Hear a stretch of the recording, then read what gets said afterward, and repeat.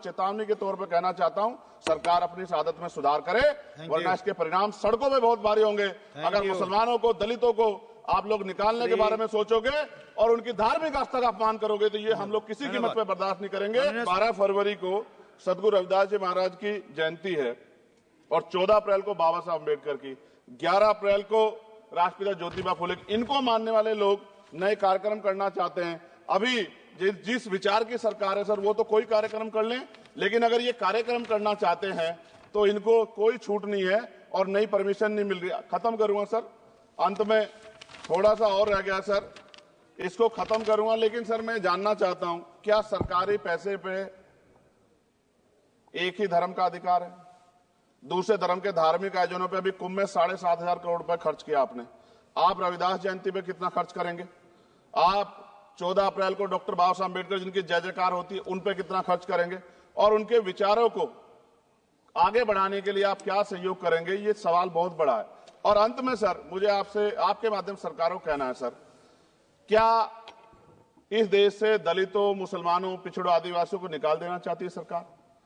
जिस तरह से उनके अधिकारों को, स्कॉलरशिप को, उनकी पढ़ाई को, हेल्थ सिस्टम में कोई पैसा नहीं खर्च हो रहा है, क्या उनको निकाल के इस देश को ऐसा देश बनाना चाहते हैं जहां कुछ ही धर्म के लोग रहेंगे? सर मैं ये कहना चाहता हूं, देश सबका है और अगर सरकार ये तय करके बैठ गई कि वो दलितों, मुसलमानों को, पिछड़ों को, आदिवासियों को निकाल देगी, तो सर ये संभव नहीं। इतनी बड़ी आबादी है, हम अम्बेडकरवादी लोग उनके पक्ष में खड़े हैं क्योंकि हमने शपथ ली है कि हम हर व्यक्ति का संरक्षण करेंगे। और मैं आपके माध्यम से सरकार को चेतावनी के तौर पर कहना चाहता हूं, सरकार अपनी इस आदत में सुधार करे, वरना इसके परिणाम सड़कों में बहुत भारी होंगे।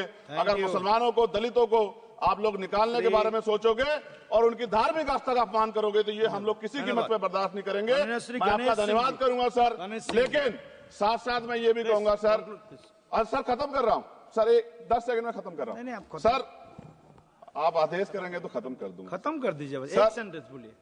10 सेकंड में खत्म कर दूं सर? एक सेंटेंस में 10 सेकंड ही आएगा, बोलिए।